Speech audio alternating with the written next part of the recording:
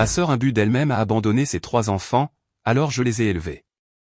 Des années plus tard, il m'offre de l'argent en guise de remerciement, mais elle l'exige. Bonjour, j'ai 48 ans, et ma sœur cadette, Diana, a 46 ans, Diana et moi ne nous sommes jamais bien entendus dans notre jeunesse. Elle a toujours été snob et désagréable avec moi, alors nos chemins se sont séparés dès que nous avons obtenu notre diplôme de fin d'études secondaires. J'ai choisi de poursuivre mes études, tandis qu'elle a préféré vivre avec son petit ami de l'époque. Heureusement pour elle, son petit ami était riche, car nos parents n'auraient jamais pu lui payer un loyer pour qu'elle vive seule. Cependant, elle a clairement fait comprendre à nos parents qu'elle se fichait de leur opinion sur sa vie et qu'elle ferait ce qu'elle voulait. Mes parents n'ont donc jamais essayé de l'arrêter et l'ont laissé faire. Diana a eu des jumelles à 20 ans et un garçon à 21 ans alors qu'elle vivait avec son petit ami. Mes parents étaient heureux pour elle, mais aussi anxieux car elle avait maintenant beaucoup de responsabilités et pas de travail. Elle dépendait entièrement de l'argent de son petit ami pour subvenir à son style de vie. Diana n'a jamais épousé son compagnon, ce qui, à mon avis, était une erreur, car elle aurait eu droit à une pension alimentaire s'ils s'étaient séparés. Ils ont dû se séparer après que Diana a découvert qu'il la trompait. Heureusement, il lui a versé la pension alimentaire pour enfants à laquelle elle avait droit, mais il a choisi de ne pas être un père et a renoncé à ses droits parentaux. Les filles avaient 3 ans à l'époque, mais mon neveu n'en avait que 2. Après cela, ma sœur s'est retrouvée complètement seule et avait besoin de toute l'aide possible pour subvenir à ses besoins.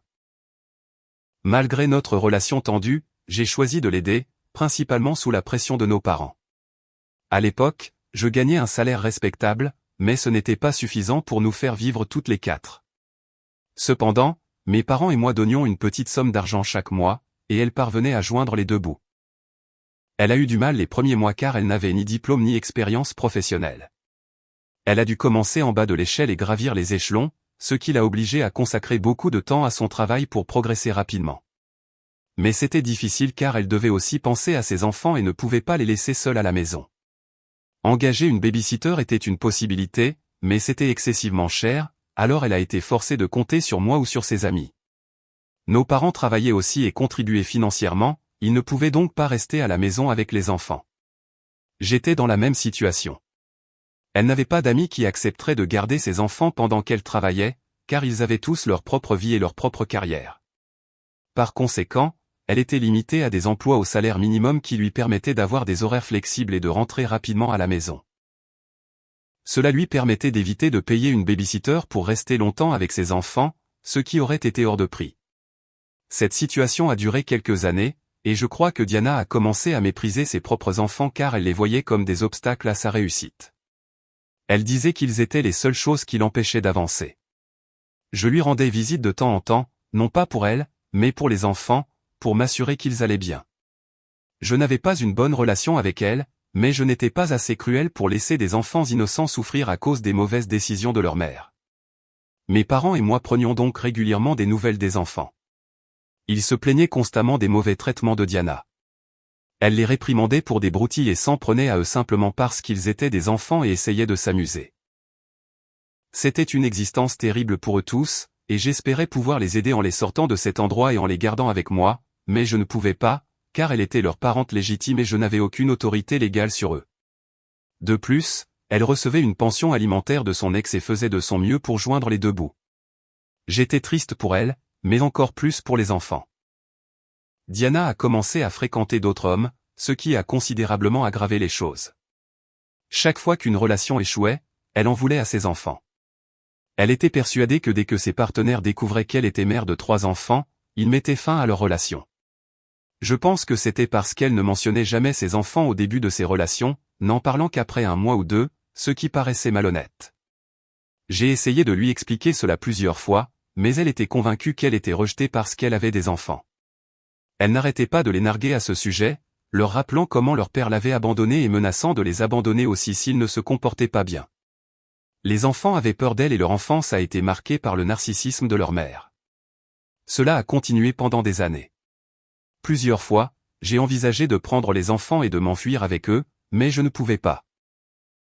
Je ne pouvais pas demander la garde ou la dénoncer, car même si ses actions étaient répréhensibles, elles ne justifiaient pas de lui enlever les enfants.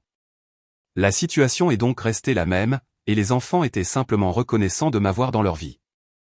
Mes parents étaient trop âgés pour être leurs confidents, mais j'étais toujours là pour eux quand ils en avaient besoin. Ils ne pouvaient jamais parler de leurs problèmes à leur mère, mais ils pouvaient toujours s'adresser à leur tante, ce qu'ils faisaient chaque fois qu'ils avaient des problèmes à l'école, dans leurs études ou même avec Diana. Ils venaient me voir et j'appréciais leur confiance. Il n'est donc pas surprenant que, lorsqu'ils ont eu 18 ans, ils aient décidé de quitter la maison de leur mère pour s'installer avec moi. Maintenant qu'ils n'étaient plus des enfants, ils pouvaient choisir où et avec qui vivre, et ils m'ont choisi. Diana était clairement mécontente et avait beaucoup de choses à dire. Elle a dit qu'elle avait gâché 18 ans de sa vie à élever ses enfants pour qu'ils l'abandonnent à la fin. Elle a été très désagréable à ce sujet, me disant que si j'avais tant voulu élever ses enfants, j'aurais dû intervenir plus tôt au lieu de prendre le relais une fois le travail pratiquement terminé. J'ai eu envie de lui dire qu'en réalité, elle ne les avait pas élevés, ils s'étaient pratiquement élevés eux-mêmes, car elle était généralement au travail ou à des rendez-vous avec des hommes qui finissaient par la larguer après avoir découvert qu'elle avait 3 enfants. Elle ne savait pas quelles devaient être ses priorités, et il était clair pourquoi les choses avaient tourné ainsi. Les enfants ont choisi la personne qui avait vraiment été là pour eux plutôt que celle qui les avait toujours torturés et réprimandés.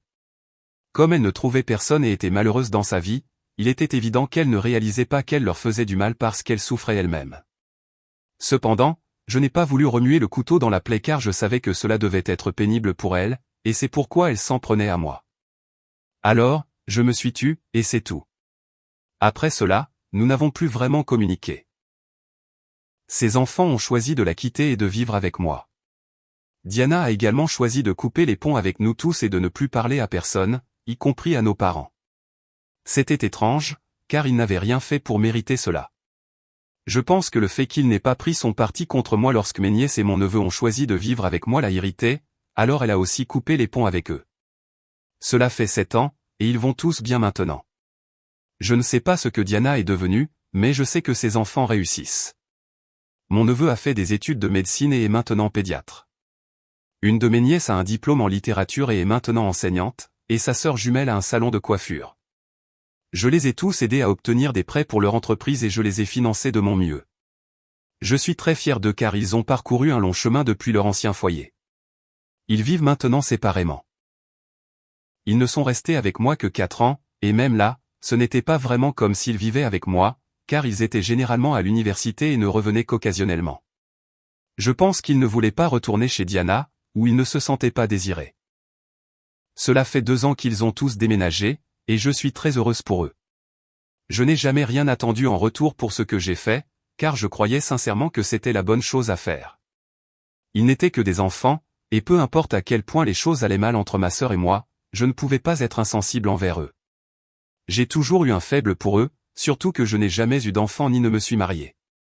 Ce n'était pas ma tasse de thé, mais pour eux, je voulais être là en tant que figure parentale, car leur père n'était pas là et, eh bien, nous savons tous qui était Diana. Ils avaient besoin de quelqu'un, et mes parents étaient trop âgés pour ce rôle, alors je me suis porté volontaire. C'est tout ce que j'ai fait. Je n'ai jamais rien attendu en retour, mais je suis reconnaissante qu'ils soient le genre d'enfant qui pense que je mérite un cadeau de remerciement pour ce que j'ai fait, même si je ne pense pas que cela nécessitait une compensation. J'ai apprécié leur geste. Il y a environ une semaine, j'ai fêté mon 48e anniversaire avec mes amis et ma famille, y compris mes nièces et mon neveu. J'ai passé un excellent moment, et mon neveu a eu la gentillesse de tout organiser pour moi. Malgré mon désir de tout payer, il a insisté pour couvrir les frais car il gagne maintenant assez d'argent pour faire des choses pour moi et montrer sa reconnaissance. Après la fête, ils m'ont tous les 3 fait asseoir pour discuter. Ils m'ont dit que maintenant qu'ils étaient tous financièrement stables, ils voulaient exprimer leur gratitude en me faisant un chèque commun. J'ai essayé d'expliquer que ce n'était pas nécessaire, car je travaillais toujours et pouvais subvenir à mes besoins, mais ils ont insisté. Ils ont dit qu'il ne s'agissait pas de rembourser une dette, ils ne pourraient jamais me rembourser pour ce que j'avais fait pour eux, car ce n'était pas une question d'argent. Il s'agissait de l'encouragement et de la foi que je leur avais donné, ce qu'ils ne pourraient jamais entièrement rembourser. C'était leur humble tentative de montrer leur reconnaissance. J'ai été profondément touché par leur acte sincère et j'ai voulu le partager sur les réseaux sociaux. Je voulais simplement les remercier pour tout ce qu'ils faisaient pour moi. Ma sœur et moi ne nous parlions plus depuis des années, alors je ne pensais pas que cela la dérangerait. J'étais bloqué sur toutes les plateformes et je supposais qu'elle ne le verrait pas, donc je pensais que c'était sans danger. Diana n'avait jamais pris de nos nouvelles ni demandé comment allaient ses enfants après leur départ de la maison. Certes, ce sont eux qui ont rompu les ponts avec elle en premier en venant vivre avec moi, mais c'était de sa faute. Le moins qu'elle aurait pu faire était de s'intéresser à leur vie et d'essayer d'être une figure maternelle pour eux afin de se racheter, mais pour être honnête, la perte de communication ne semblait pas la déranger, alors j'ai supposé qu'elle allait bien. Quoi qu'il en soit, après cette publication, j'ai reçu une réponse de sa part il y a quelques jours. Je ne m'y attendais pas, car comme je l'ai dit, nous ne nous étions pas parlé depuis 6 ans. Cependant, j'aurais dû prévoir que dès qu'elle se rendrait compte que ses enfants étaient financièrement stables, elle commencerait à rôder comme un chien de chasse pour voir combien d'argent elle pourrait leur soutirer.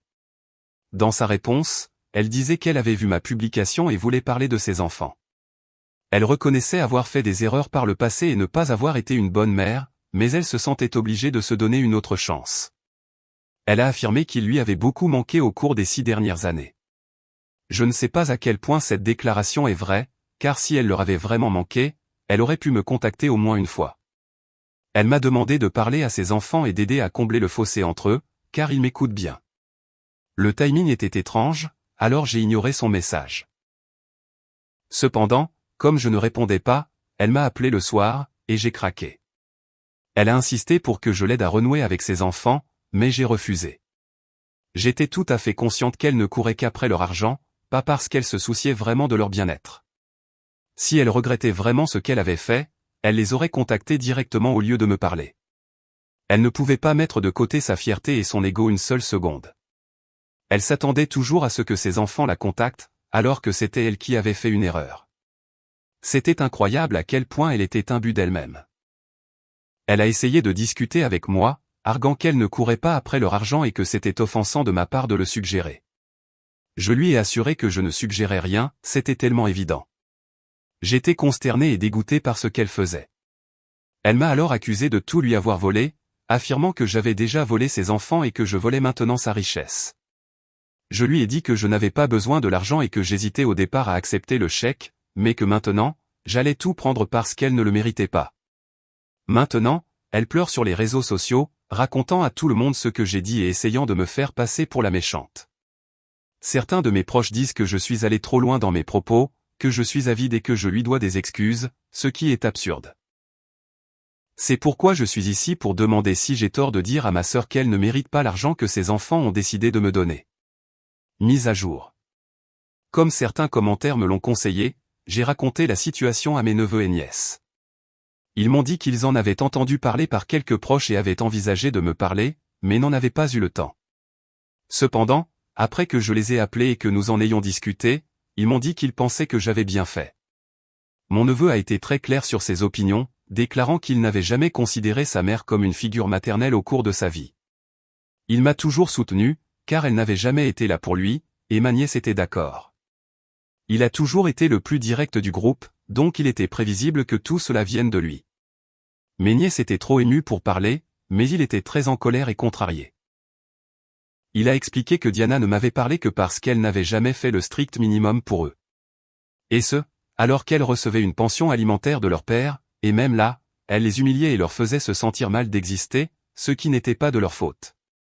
Ils pensent que j'ai bien fait et m'ont dit qu'ils ne contacteraient pas leur mère, quoi qu'il arrive.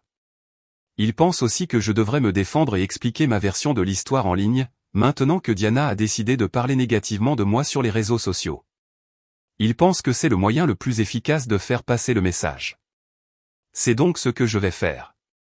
Je suis heureuse qu'ils aient choisi de prendre mon parti, car mes parents restent en dehors de ça et ont déclaré qu'ils ne voulaient pas s'impliquer.